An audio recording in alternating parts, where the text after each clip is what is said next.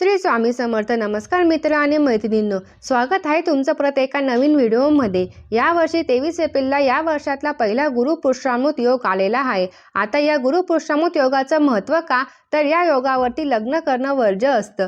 फक्त लग्न या योगावर करत नाही, पण बाकी सगळी शुभ काम तुम्ही या शुभ मुहूर्तावर करू शकता. अगदी बिंदास करू शकता. फक्त लग्नासाठी या दिवशी कुठलाही शुभ मुहूर्त देत नाही. आणि इतकंच नाही तर या गुरुपुष्यामृत योगावरती तुम्ही लक्ष्मी प्राप्तीसाठी अर्थात तुमची आर्थिक स्थिती सुधारावी यासाठी काही खास उपाय सुद्धा करू शकता.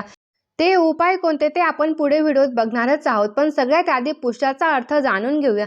कारण गुरुपुष्यामृत योग म्हणजे यामध्ये जे पुष्य आहे त्याचा अर्थ आहे पोषण करणारा, शक्ती देणारा आणि ऊर्जा देणारा. मग अशा या खास असणाऱ्या योगावर नक्की काय करावं, काय करू नये, त्याचबरोबर लक्ष्मी प्राप्तीसाठी कुठले उपाय करावे, कोणता मंत्र म्हणावा, कुठले श्लोक म्हणावे, कशा प्रकारे साधना करावी, या दिवशी स्वामी सेवा कशी करावी, आपल्या कुलदेवतेची सेवा कशी करावी, सगळ्यात महत्त्वाचं म्हणजे या दिवशी केलेल्या माता लक्ष्मीचं पूजन नक्की कशा प्रकारे लाभ देतं, या सगळ्यांबद्दल सविस्तर माहिती जाणून घेऊया. पण त्यासाठी व्हिडिओ शेवटपर्यंत नक्की ऐका. मित्रांनो, ज्योतिषशास्त्रामध्ये 27 नक्षत्रांचा उल्लेख आहे. पुष्य नक्षत्राचा स्वतःचं असं खास वैशिष्ट्य आहे.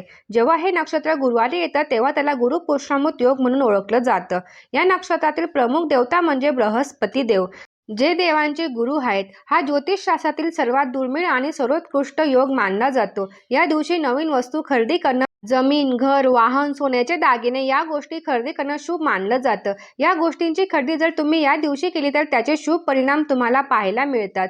जर तुम्हाला या दिवशी नवीन व्यवसाय सुरू करायचा असेल तर तुम्ही या दिवशी तो नक्की करू शकता. निश्चितच तुम्हाला माता लक्ष्मीचा विशेष आशीर्वादही मिळतो.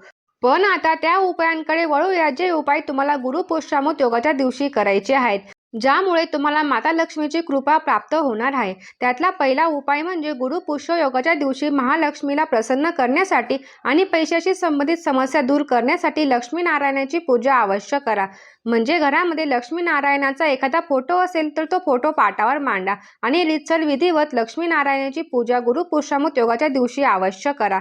त्याचबरोबर गुरुमंत्राचा सुद्धा जास्तीत जास्त जप करा. सद्गुरूंची सेवा आणि पूजा नक्की करा. यात तुम्ही तुमच्या कुलस्वामिनीची सेवा करू शकता. श्री स्वामी समर्थ महाराजांचे स्वामी चरित्र सारामृत वाचू शकता किंवा स्वामींचे 1 माळ किंवा 7 माळ जप करू शकता. आता दुसरा उपाय बघूया. गुरुपुष्यामृत योगाच्या दिवशी घराबाहेर स्वास्तिक चिन्ह काढा आणि दक्षिणावती शंखाची पूजा करा. दक्षिणावती शंख हा शंखाचा एक प्रकार आहे आणि या शंखाला भगवान विष्णू आणि माता लक्ष्मीचा आशीर्वाद प्राप्त आहे असं म्हणतात. त्यामुळे असं केल्याने अडकलेले पैसे मिळतात. तुमचे पैसे कुठे अडकले असतील तर तुम्ही ते गुरुपुष्यामृत योगाच्या दिवशी या 2 गोष्टी नक्की करा.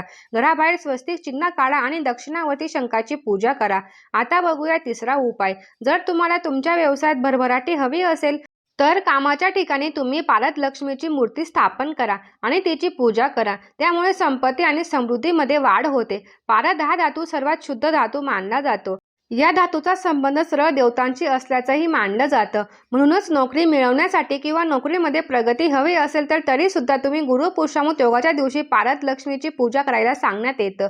असं केल्याने व्यवसायाला गती मिळते, आर्थिक संकट दूर होतात. आता बघूया चौथा उपाय. एकाक्षी नारळाला सुद्धा देवी लक्ष्मीचं रूप मानलं जातं. या दिवशी एकाक्षी नारळाची विधिवत पूजा केल्याने घर किंवा व्यवसायात कधीही पैशाची कमतरता भासत नाही.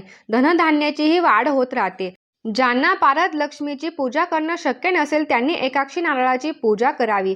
पाचवा उपाय बघूया. गुरुपुष्यामृत योगाच्या दिवशी तुम्ही माता लक्ष्मीचे चमत्कारिक असं कनकधारा स्तोत्र आणि लक्ष्मी स्तोत्र याचं पठण अवश्य करा.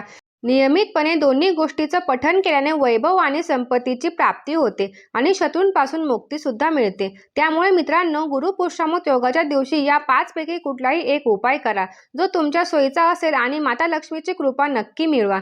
अशाच प्रकारच्या माहितीपूर्ण व्हिडिओसाठी चॅनलला आता सबस्क्राईब करा आणि व्हिडिओला लाईक करा. व्हिडिओ आवडला असेल तर जास्तीत जास्त तुमच्या मित्रांसोबत आणि परिवारासोबत शेअर करा. श्री स्वामी समर्थ.